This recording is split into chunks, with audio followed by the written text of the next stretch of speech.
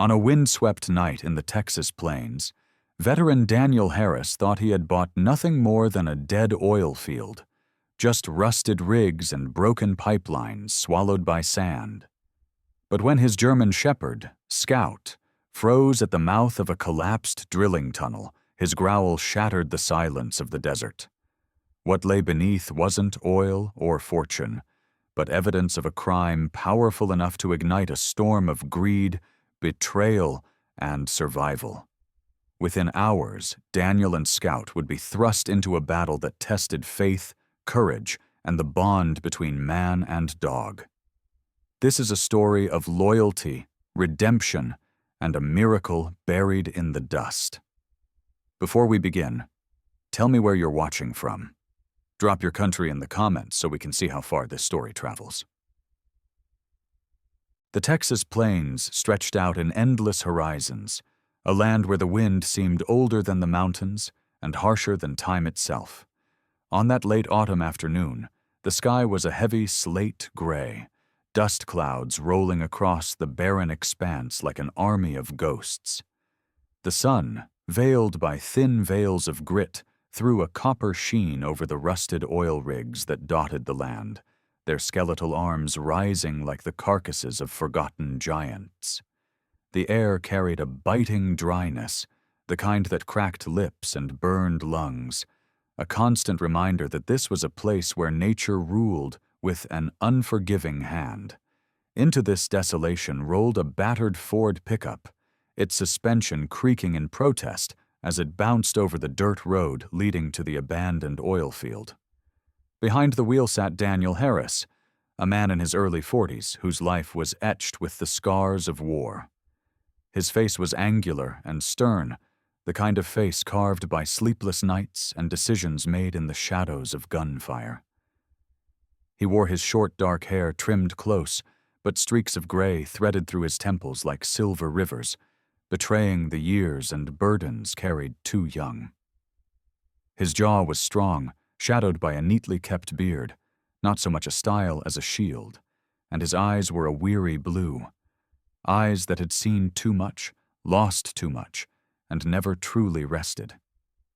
Daniel's frame was lean, sinewy, built less on bulk and more on endurance. His broad shoulders bore an invisible weight heavier than the duffel bag tossed in the back seat. A faded scar ran along his left forearm, a jagged reminder of an explosion outside Fallujah that had cost him more than just flesh. It had stolen his trust in the world. Since then, silence had been his only companion, a silence he tried to bury himself in but never found enough of in the crowded cities. That was why he was here, on this forsaken patch of Texas, seeking solitude among the rust and sand. Beside him, standing tall on the worn leather seat, was Scout, his 6-year-old German shepherd. The dog's coat was a rugged blend of black and tan, streaked with lighter shades along the legs and chest that gave him a noble, almost wolf-like bearing. His ears were always pricked, sharp triangles against the sky, and his amber eyes scanned the horizon with the vigilance of a soldier on guard. Scout was no ordinary companion. He had trained alongside Daniel during his recovery years, not in combat, but in therapy, grounding him through panic attacks and restless nights. The dog carried himself with the calm authority of a veteran in his own right, loyal and protective, yet restless in new places, as if he could sense the vibrations of hidden dangers. The truck rattled to a halt in front of what had once been the heart of the oil operation, a squat metal building with broken windows and peeling paint, its doors hanging off their hinges like wounded arms. Surrounding it were fields of corroded pipes and half-buried machinery, long forgotten by the corporations that had drained the land and moved on. The oil derricks stood frozen, silent sentinels that whispered of fortunes made and lost. Daniel cut the engine, and for a moment the only sound was the dry whistle of wind threading through the skeletal rigs. He stepped out, boots crunching against gravel and sand. His leather jacket, worn smooth with age, hugged his frame against the chill of the wind. He paused, inhaling the scent of iron, dust, and faint oil lingering in the ground like a memory too stubborn to fade. This was his sanctuary now. Not a town, not a home, just a graveyard of machines where he could bury the voices of the past. Scout leapt out of the cab, landing lightly despite his size, his nose immediately pressed to the ground. His tail stood stiff, ears swiveling like radar. He whined low, a sound that made Daniel glance at him with narrowed eyes. "Easy, boy," Daniel murmured, his voice roughened by years of shouting over gunfire. But the dog didn't ease. His gaze fixed on the rusted skeleton of a pump jack half a mile away, its head bowed toward the earth as if mourning. Daniel followed the line of sight, but saw nothing, only broken metal and sand. He knew better than to dismiss Scout's instincts. After all, in war, the animal's reaction had often been more reliable than his own training. But he told himself it was nothing, just the dog adjusting to a new territory. Still, a knot of unease tightened in his chest.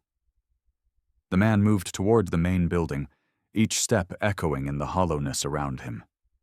His hand brushed against the peeling metal of the door as he pushed it open. Inside, the air was thick with the smell of rust and rodent droppings. Old paperwork lay scattered across the floor, curled and yellowed, records of an industry that had once pulsed with life. A toppled chair lay near a desk whose drawers had been ripped out long ago. Daniel set his bag down, surveying the decay, and for the first time in years, he felt the silence seep into him. Not the suffocating silence of war, but the emptiness of abandonment. He should have felt relief, but instead there was a hollowness, a reminder that peace was not found in places, but in people, and people were what he had lost. He ran a hand over his face, rough with stubble, then glanced back at Scout. The dog still stood in the doorway, posture rigid, tail lowered, eyes never leaving that distant pump jack. Daniel sighed. "It's just us now," he muttered. His voice carried in the cavernous space, echoing back at him like an accusation. He began unpacking the few belongings he had brought: a cot, a lantern, a toolbox, canned goods. With each item placed, he tried to wall himself off from the world outside, building a fortress of solitude brick by invisible brick. But as the sun dipped lower, painting the sky in bruised hues of purple and orange, Scout let out a sharp bark.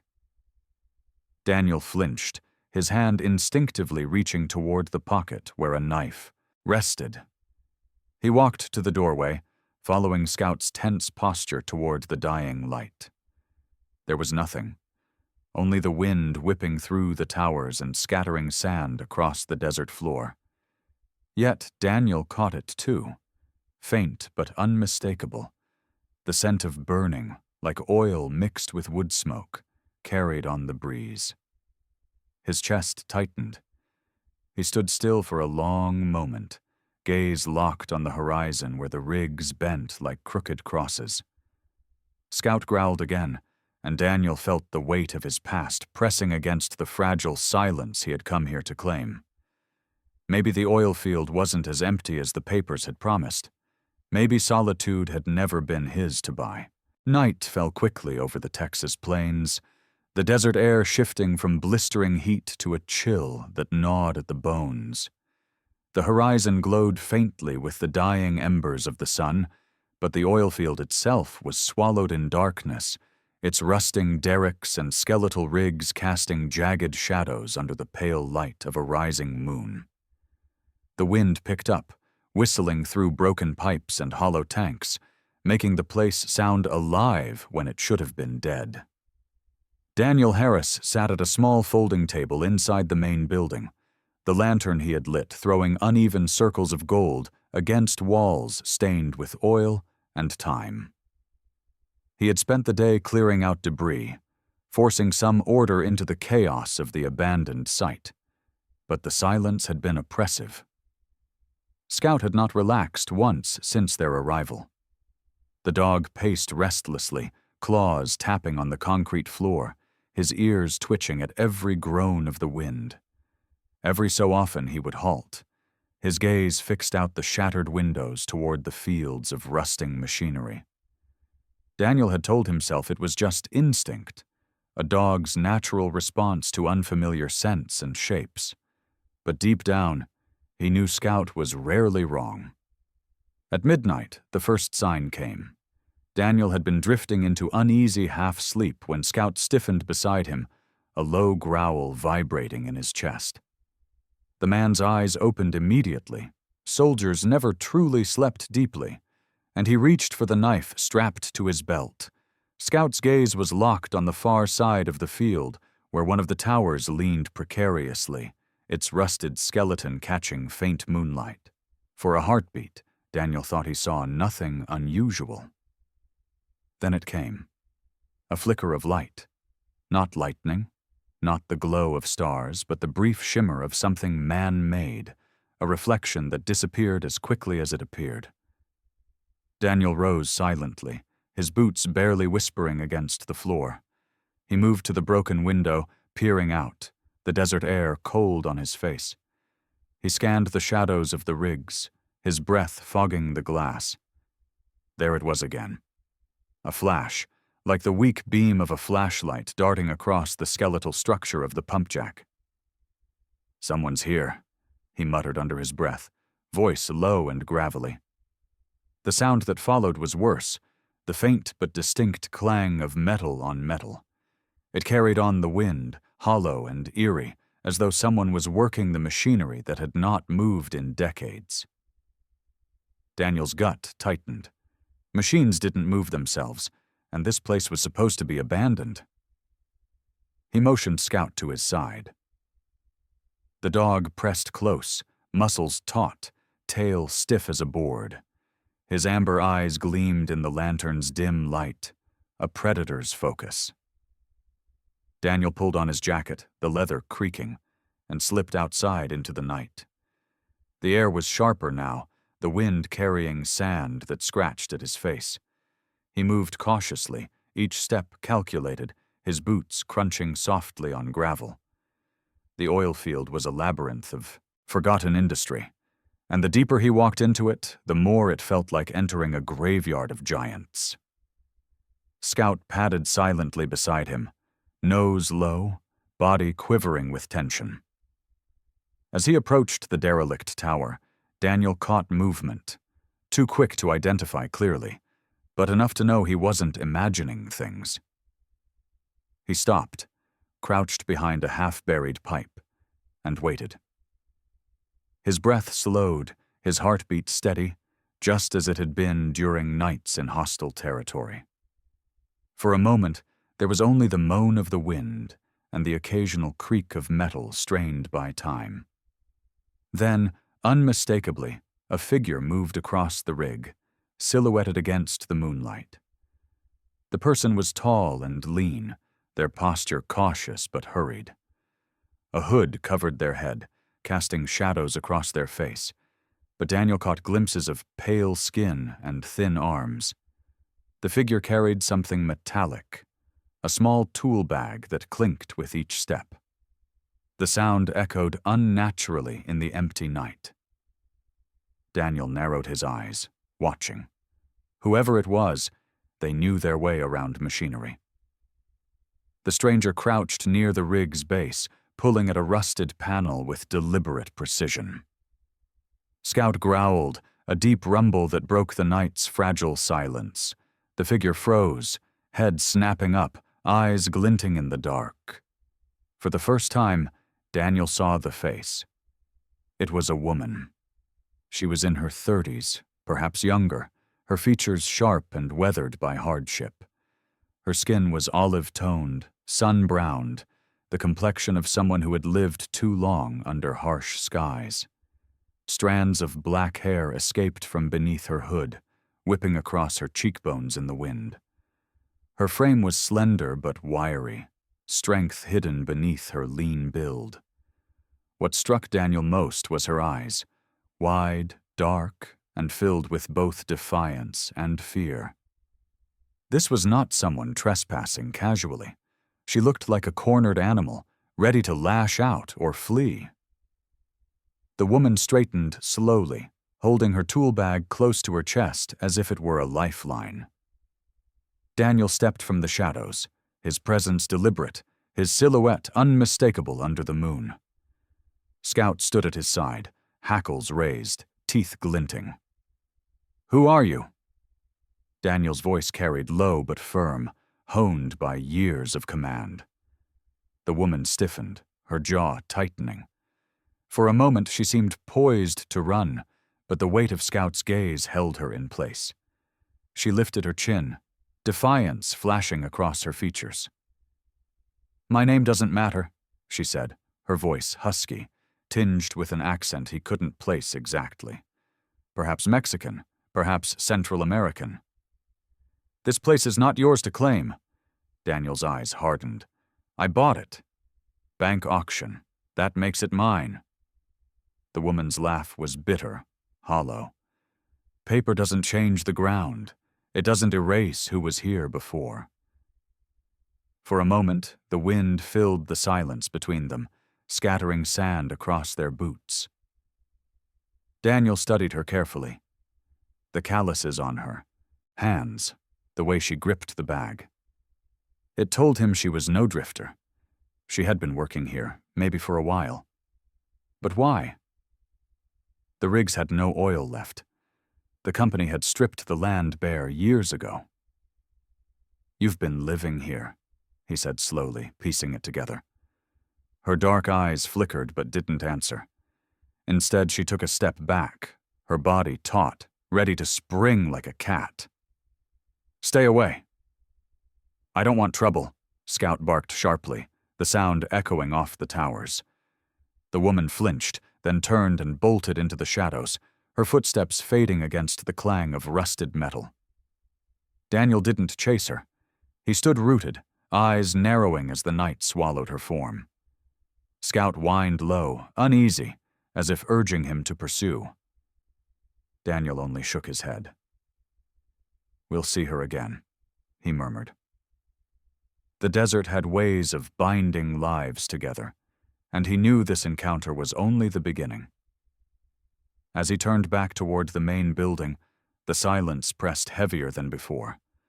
The oil field was no longer empty, and the peace he had bought was already fractured.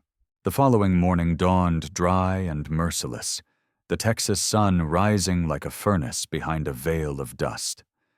The oil field shimmered with heat mirages, though the air still held the crisp bite of the night before. Daniel Harris stepped out of the main building with Scout padding silently at his side, the dog's ears sharp, nose twitching against the breeze. He had barely slept. The memory of the mysterious woman's defiant eyes haunted him, lingering like smoke in his thoughts. He wondered if she was still nearby. He decided to survey the grounds, to learn every shadow and corner of the place he had purchased. The field was vast, its machinery sprawled across a desert scarred with abandoned pipelines and crumbling storage tanks. Rust ate through the metal like an unstoppable disease, leaving jagged edges and yawning holes. Most of the tanks were bone dry, their echoes hollow when struck. But as he circled the far side of the property, Scout froze.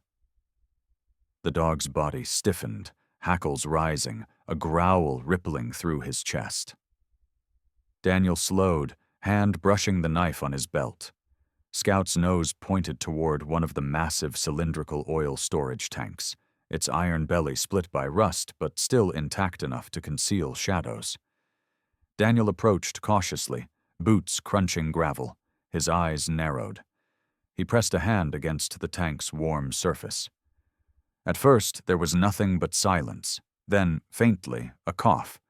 It was soft, muffled, but unmistakable. A child's cough. Daniel jerked back, pulse quickening. He glanced at Scout, who now whined low, tail stiff. Without hesitation, Daniel found the side hatch half hidden beneath sand and debris. He yanked it open, the hinges groaning. The stench of stale air and humanity rushed out. Inside, 4 figures huddled together in the dimness.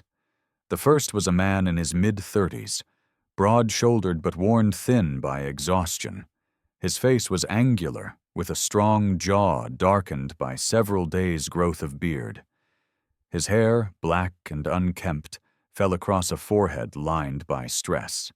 His eyes were brown, sharp and guarded, but carrying the heavy weight of a man who had lived too long under fear. This was Raphael, a father whose life had been reshaped by struggle. Once a mechanic in Mexico City, he had been forced to flee with his family after refusing to pay extortion money to a local cartel.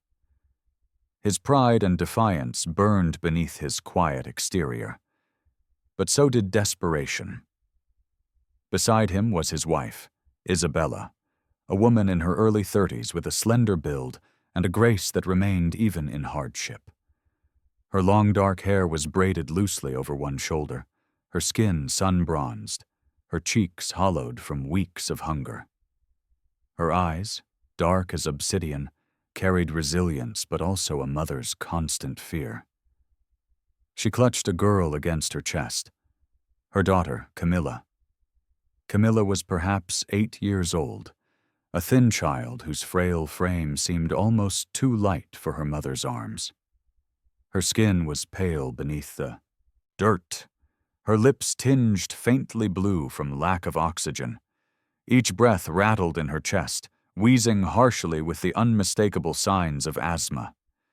She tried to stifle her cough as Daniel stood in the doorway, but her body betrayed her. Her wide brown eyes, glassy with fever, lifted toward him in fear and pleading. At Isabella's side stood a boy of about 10, Mateo, his frame wiry but tense. He had his father's angular features, though softer, still boyish. His short black hair stuck up in unruly tufts, and his fists were clenched at his sides as if ready to defend his family, though his small body trembled. His eyes burned with mistrust as he stepped protectively in front of his mother and sister, glaring at Daniel. The sight stopped Daniel in his tracks. For a long moment, no one moved. The air between them was heavy, filled with tension and fear. Scout growled softly, but Daniel raised a hand to quiet him. "What the hell are you doing here?" Daniel's voice was firm, but not yet cruel. Raphael straightened, his body shielding his family. His voice was hoarse but steady. "We needed shelter. We meant no harm. Just a place to breathe." To hide his English was rough, but his tone carried the dignity of a man unwilling to beg. Daniel's eyes narrowed. He saw the fatigue etched into Raphael's face, the hollow hunger in Isabella's cheeks, the fragile life clinging to Camilla's shallow breaths. He should have told them to leave. This was his land now, and he had come here for solitude, not intruders. His instinct, sharpened by war, told him people brought danger. Refugees or not, they could attract attention, and trouble was something he had sworn never to let into his sanctuary. "Get out," he said flatly. "Find somewhere else." Isabella's eyes widened, shimmering with unshed tears. She clutched Camilla tighter, the girl coughing violently against her shoulder. Raphael's jaw tightened, but he didn't move. Mateo scowled, fists trembling, as if ready to throw himself at Daniel despite the futility. Then Daniel met Camilla's gaze. Those wide, frightened eyes, the wheezing breath that clawed for air, it struck him like a blade. For an instant, he wasn't in Texas anymore. He was back in Fallujah, 2004, standing in the ruins of a marketplace bombed to dust. A little girl, no older than Camilla, had looked up at him from beneath shattered stone. Her lips had moved soundlessly, begging for help he hadn't been able to give before her breath stopped altogether. He had carried that ghost with him for 2 decades, a wound deeper than shrapnel. Daniel's hand clenched on the doorframe. He swallowed hard, his chest heavy. Scout glanced up at him, ears flicking as though sensing the shift in his master's heart. He exhaled slowly, breaking the silence. "Damn it." His voice was low, roughened by emotion he didn't want to show. He stepped back, gesturing toward the open hatch. "Stay. Just for now. But you don't bring trouble here? Do you understand?" Relief washed over Isabella's face as tears slid down her cheeks. Raphael's shoulders eased, though suspicion lingered in his eyes. Matteo stayed rigid, as if expecting a trick, but Camilla simply coughed again, too weak to do anything but cling to her mother.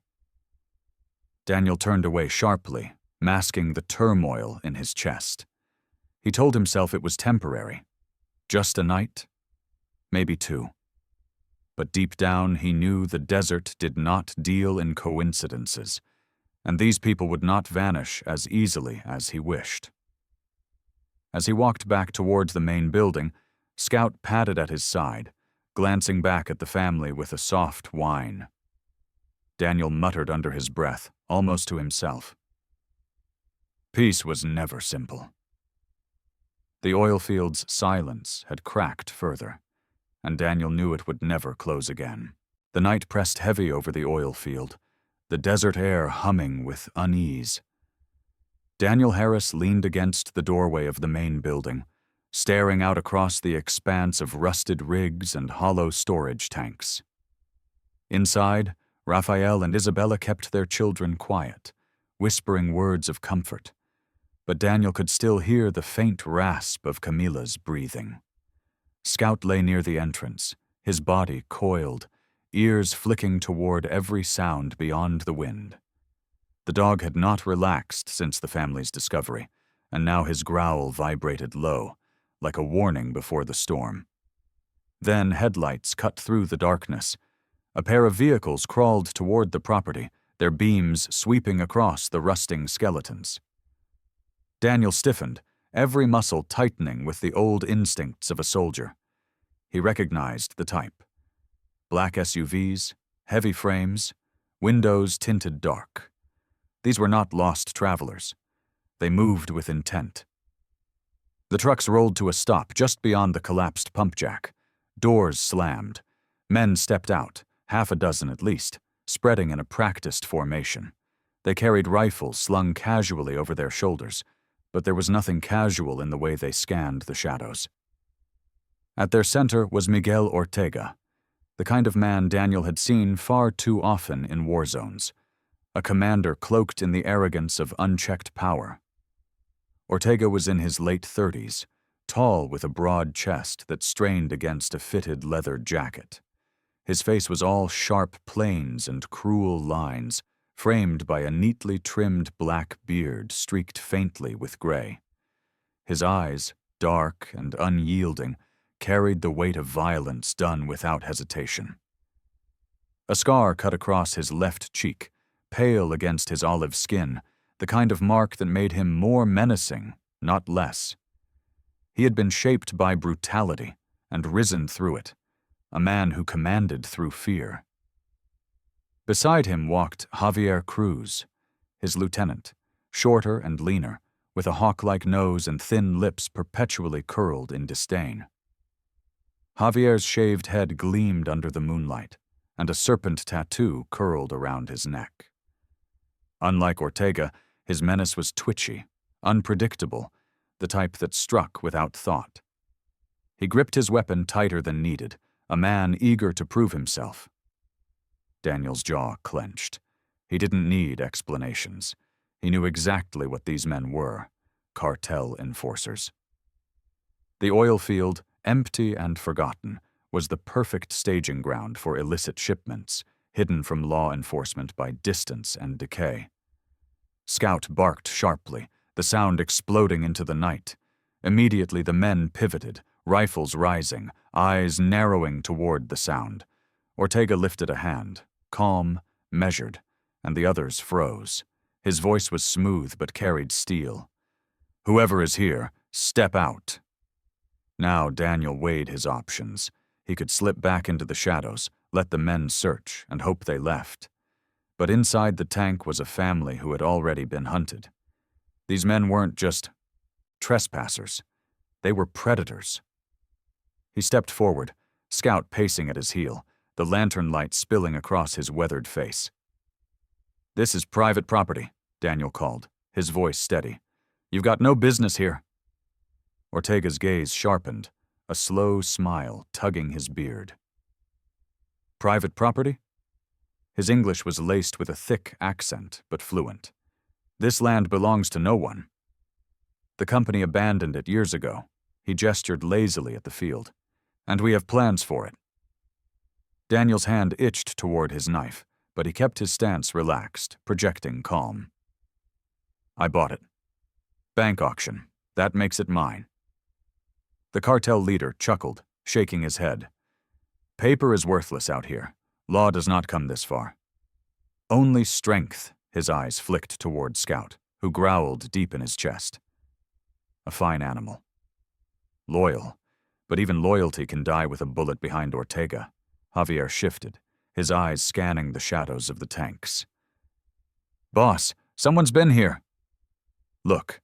He kicked at fresh tracks in the dirt. Daniel's tracks from earlier. His voice was eager, hungry for violence. Ortega's smile thinned. His gaze returned to Daniel, studying him like prey. "You are not alone," he said softly. "I can smell it." A soldier's eyes, a soldier's stance. But you are protecting something. He tilted his head, mock sympathy dripping from his tone. "Perhaps a secret. Perhaps people. The question is, will you give them to me, or will you die for strangers?" Daniel's chest tightened. Inside the tank, Raphael held Isabella's hand, their children pressed close. He could hear Camila's faint wheeze even from where he stood. His mind flashed to the little girl in Fallujah, the one he hadn't been able to save. His heart pounded, the old guilt flaring hot. He couldn't do it again. He couldn't hand over innocence to wolves. Scout barked ferociously, lunging forward with bared teeth, straining against Daniel's steadying hand.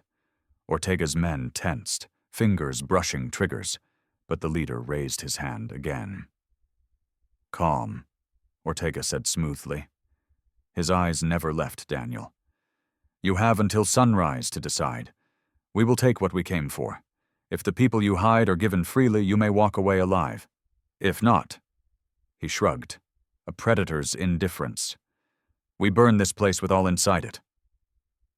The men retreated with military precision, sliding back into their vehicles. Engines roared to life, tires crunching gravel as the SUVs rolled a short distance away, parking just beyond the rigs. They were not leaving. They were settling in, waiting for dawn. Daniel stood rigid in the cold night.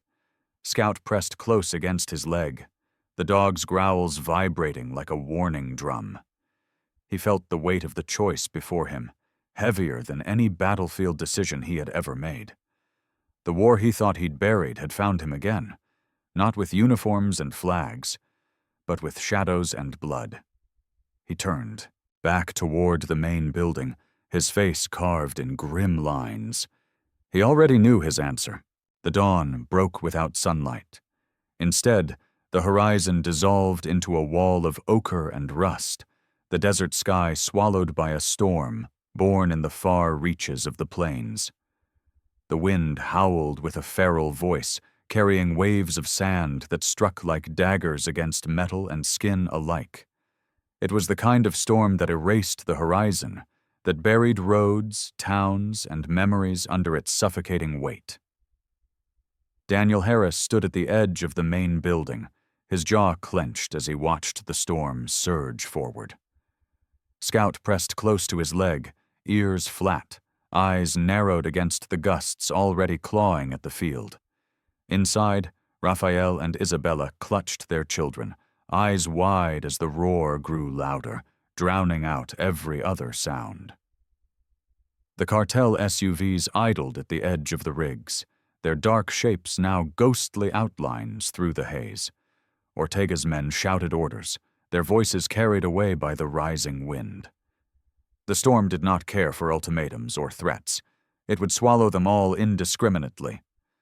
The first wave hit with blinding force. Sand whipped across the oil field, striking Daniel's face and filling his lungs with grit. Scout barked furiously, his body pressed low to the ground, every instinct screaming to seek shelter. Daniel pulled his jacket tight, motioning for the family to follow. He had grown up in Texas, had seen storms before, but nothing like this. This was a beast that devoured the world whole. He led them toward the old storage tanks, but the sand cut visibility down to mere feet. The sky was gone, the earth itself dissolving into a swirling void of dust and rage. That was when Daniel stumbled across a jagged opening near the foundation of a rusted pump station. At first, it looked like nothing but erosion. Then he felt the cold breath of air flowing from below. Dropping to his knees, he brushed sand away, uncovering a corroded hatch half buried in the ground. The metal groaned as he forced it open, revealing a ladder descending into darkness. A forgotten artery of the oil field, maintenance tunnels used decades ago when the rigs had pumped life into this desert. "Inside!" Daniel barked over the roar. Raphael moved first, guiding Isabella and the children down. Mateo's face was streaked with grit, his eyes watering but alert. Isabella carried Camilla, whose breathing had already grown shallow, each gasp rattling like broken glass. Daniel pushed them forward, then lowered himself in with Scout following, the dog leaping down into the shadows with remarkable grace. The hatch slammed shut above them, sealing the storm away. In the tunnels, silence returned. But it was heavy, almost suffocating. Their lantern cast flickering light across walls lined with pipes and valves, corroded but intact. Dust clung thick, the air stale and metallic. The ground beneath their feet was damp, as though moisture still lingered far below. Raphael's voice was tight with unease. "What is this place?" "Service tunnels," Daniel answered, his voice echoing. "They kept the pumps running, monitored flow." Long abandoned Isabella shifted Camilla in her arms. The girl's face was pale, lips cracked, eyes half-lidded as she fought for breath. Each wheeze grew sharper, louder, until it filled the narrow tunnel with dread. Daniel crouched beside her, studying the child. Memories clawed their way back. The girl in Fallujah, the marketplace, the ghost he carried every day. He clenched his fists. "She won't last long in this air." Isabella's eyes brimmed with tears. "What do we do?" Daniel's gaze flicked toward the surface, toward the old administrative building. He remembered the scattered papers, the broken desks, the locked cabinet he hadn't forced open. Oil fields kept emergency supplies, oxygen tanks, medical kits, sometimes even inhalers for workers exposed to fumes. It was a long shot, but the only chance. "I'll get her help," he said firmly. Raphael stepped forward, his body rigid with suspicion. "You'll leave us?"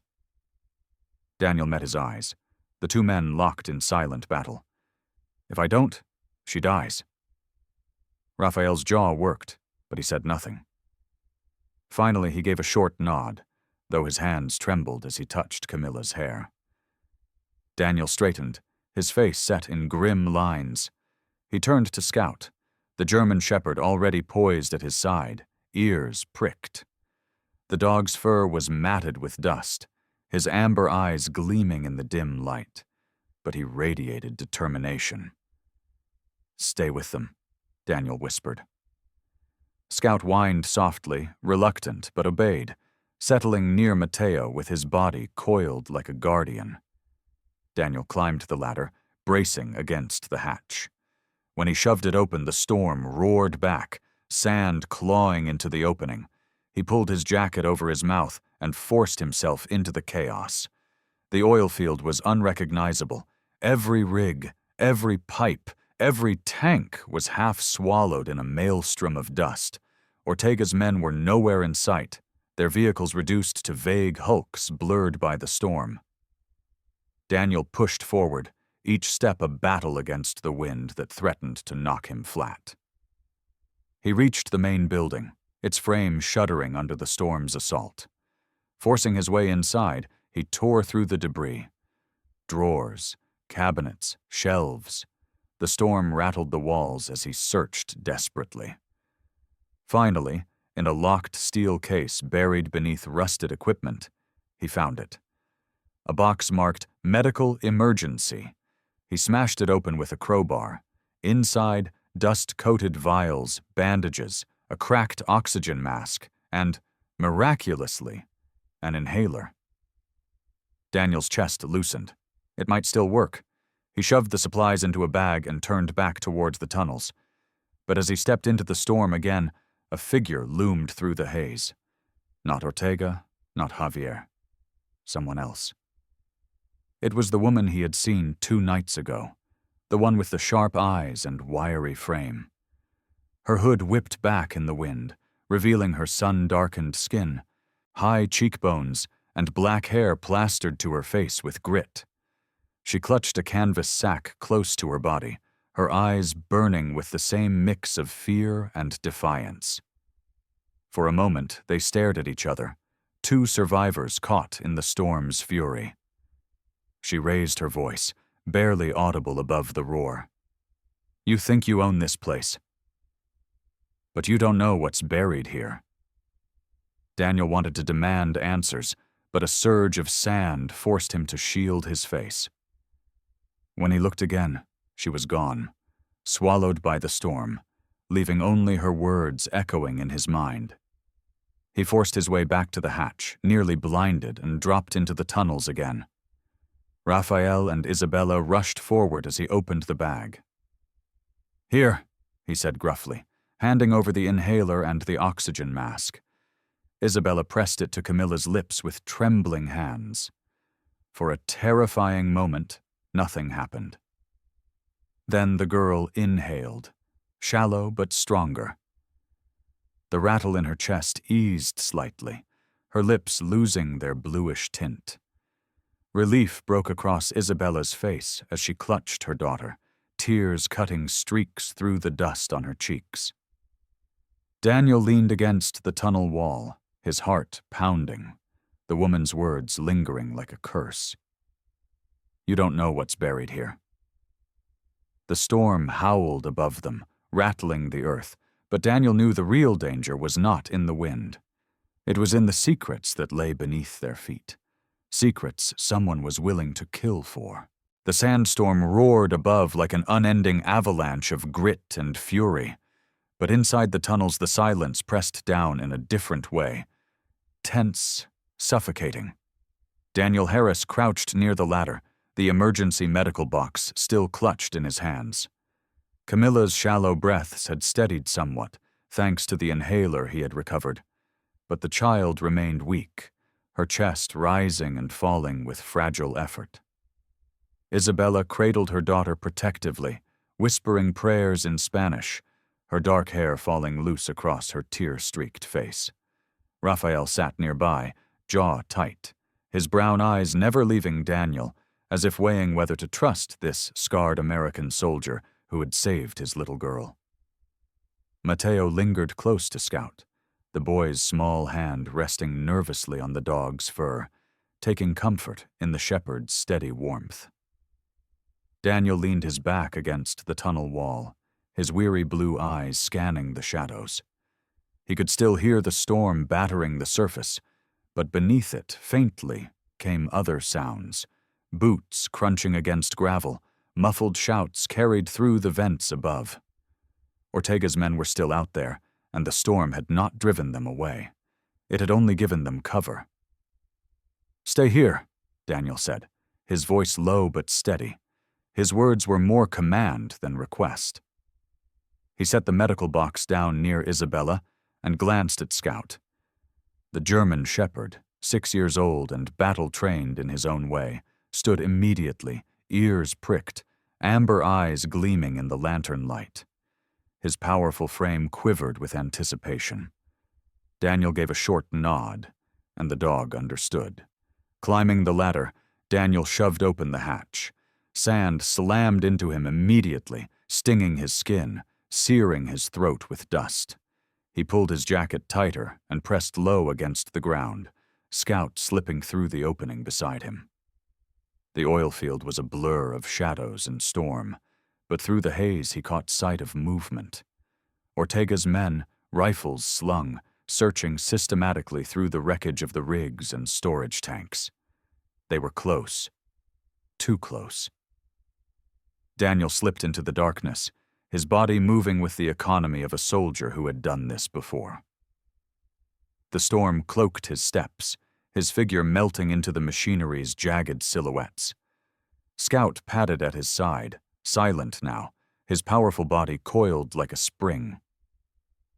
2 men approached first, broad-shouldered, masked against the storm with black scarves wrapped tight around their faces. Their rifles swept back and forth, beams of flashlights cutting through the haze. Daniel crouched behind a collapsed pipe, steadying his breath. One of the men paused, shouting something in Spanish to his partner. His voice was rough, his tone impatient. Daniel struck fast. Rising from the shadows, he drove the butt of a crowbar into the man's ribs, sending him sprawling into the sand with a choked cry. Scout lunged at the second, teeth flashing, clamping onto the man's arm, before he could fire. The rifle discharged into the storm, the sound lost beneath the wind. The man screamed as Scout dragged him down, jaws unrelenting. "Quiet, boy," Daniel ordered sharply, and Scout obeyed, releasing his grip as the man writhed, clutching his bleeding arm.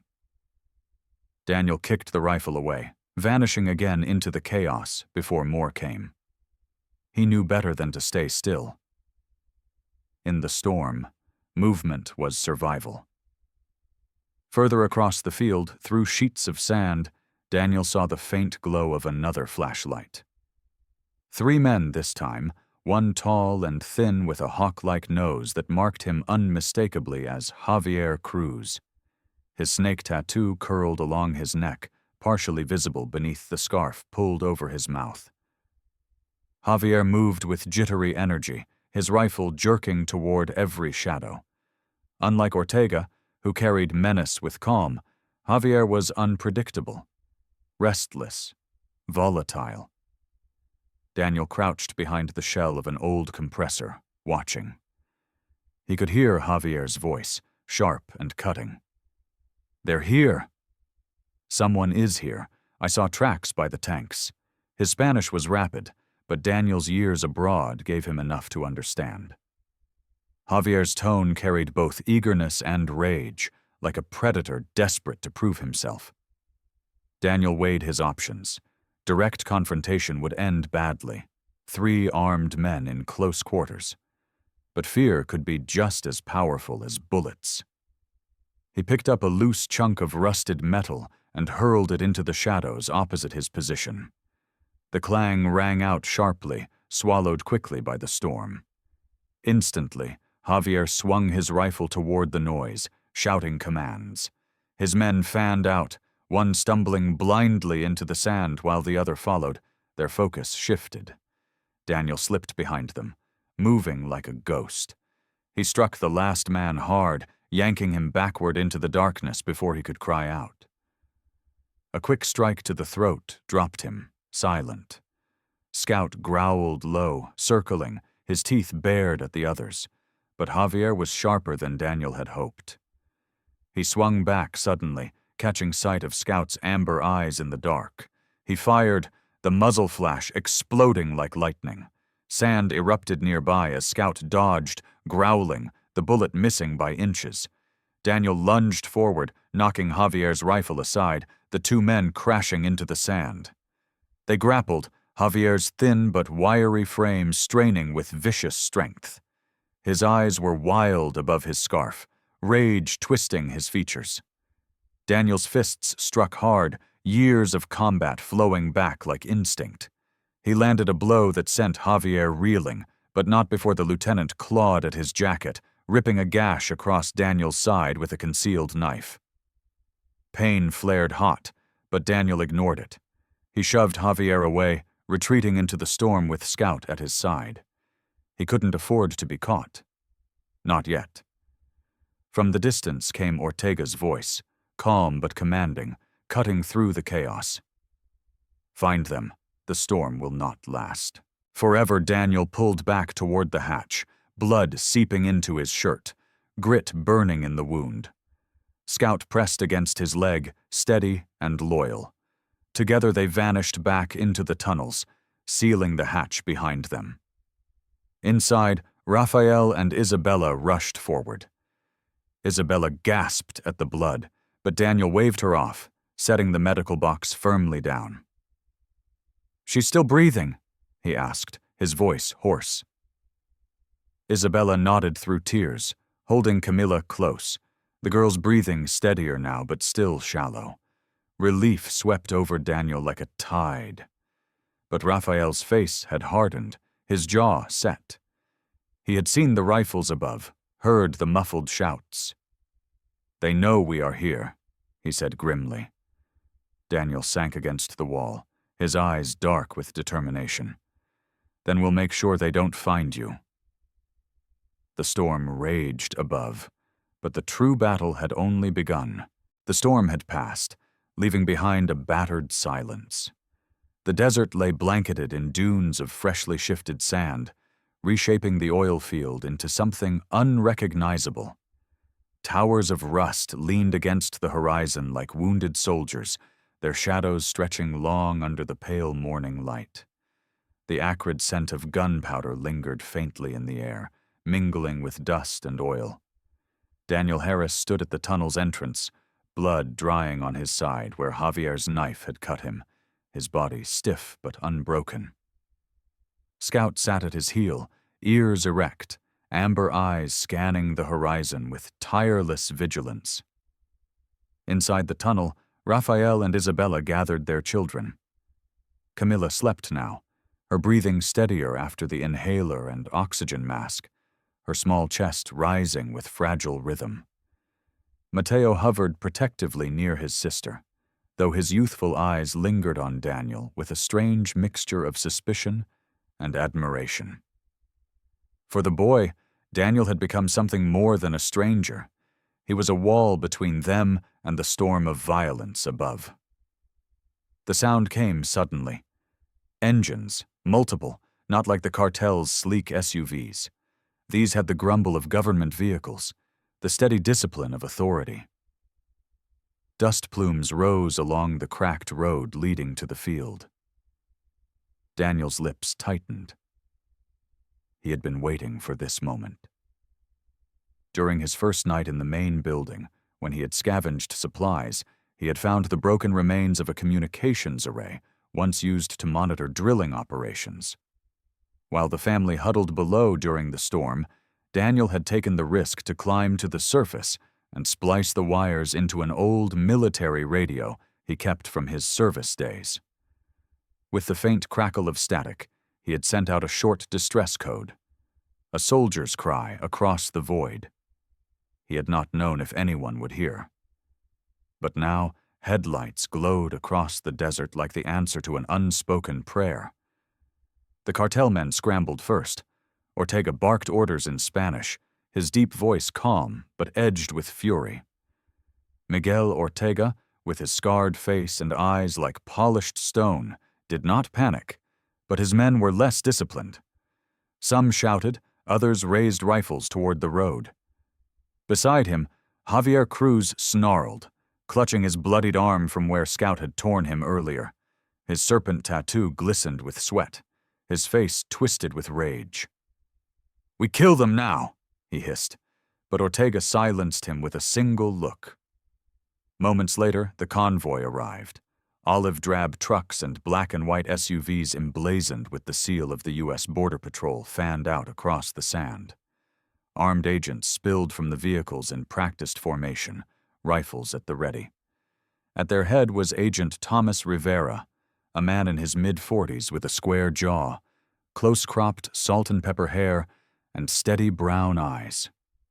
His face bore the wear of long years chasing shadows along the border, yet his posture radiated discipline and calm.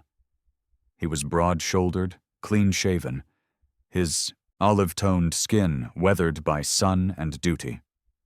Rivera had built a reputation as a fair but relentless officer, his career defined by a single vow: to save those trapped between cartels and the law.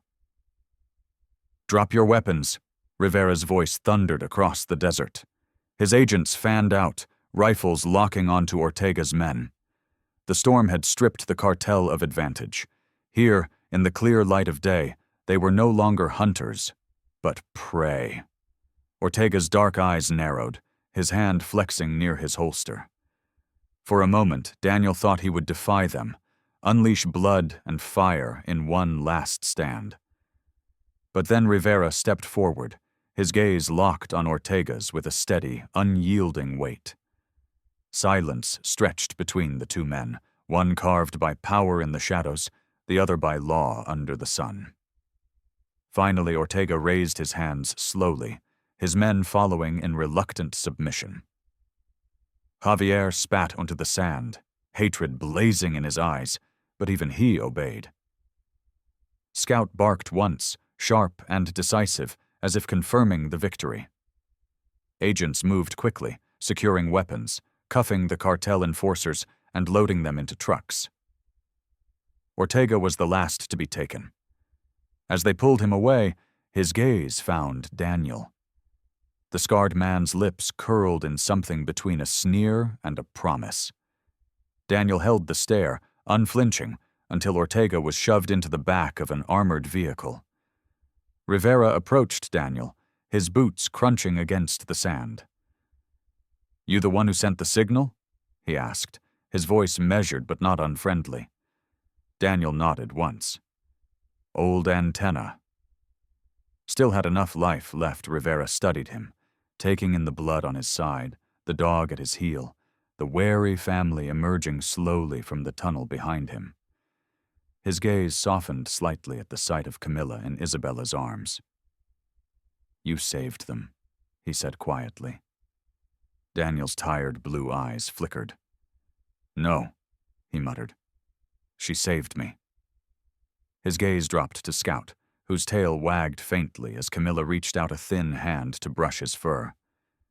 Rivera gave a nod, then gestured to his team. "We'll take the family into custody. They'll be processed, but with the cartel after them, they'll qualify for asylum. I'll make sure of it." His words carried a weight of promise. Isabella wept softly, whispering words of gratitude. Raphael clasped Daniel's hand firmly, his rough palm tight with emotion. Mateo looked up at him with wide eyes, the defiance gone, replaced by something close to reverence. Daniel only nodded, unable to speak. He watched as the agents guided the family towards the convoy. Camilla clutched the inhaler Daniel had given her, Scout padding faithfully at her side, his tail wagging, his body brushing against the child as if to promise he would not let her fall. As the vehicles rumbled away, leaving Ortega's cartel in chains and the family safe for the first time in months, Daniel stood alone amid the skeletons of the rigs.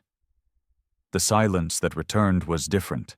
Now, not the oppressive void he had sought, but a softer stillness, filled with memory and meaning. For years, he had believed peace lay in isolation, in the hollow bones of forgotten places. But now he knew the truth. Peace was found in saving a life, in standing between darkness and the innocent, in letting himself feel the weight of human connection again. Scout pressed against his leg, amber eyes warm, tail thumping the dust. Daniel smiled faintly, his hand resting on the dog's strong back. The oil field was no longer just a graveyard. For the first time, it felt like home. Sometimes miracles are not thunder in the sky or fire from heaven. They are quiet, hidden in the bond between a soldier and his dog, in the breath of a child who almost slipped away, in the courage to stand against darkness when it would be easier to walk away. Daniel learned that the silence he sought could never heal him. It was the laughter of a saved child, the gratitude of a rescued family, and the wag of a faithful dog's tail that brought him peace. And maybe that is what God shows us each day, that light is never gone, only waiting for us to choose it. In our own lives, we may not fight cartels or storms, but each of us faces battles, fear, loss, loneliness. And yet, just as Daniel discovered, the smallest act of love can become a miracle. It is proof that God still works through our hands, our choices, and our faith. If this story touched your heart, please share it with others. Leave a comment about your own miracle, and don't forget to subscribe to the channel so you never miss another journey of hope. And may the Lord bless you and your loved ones, protecting you as He protected Daniel and Scout in the desert.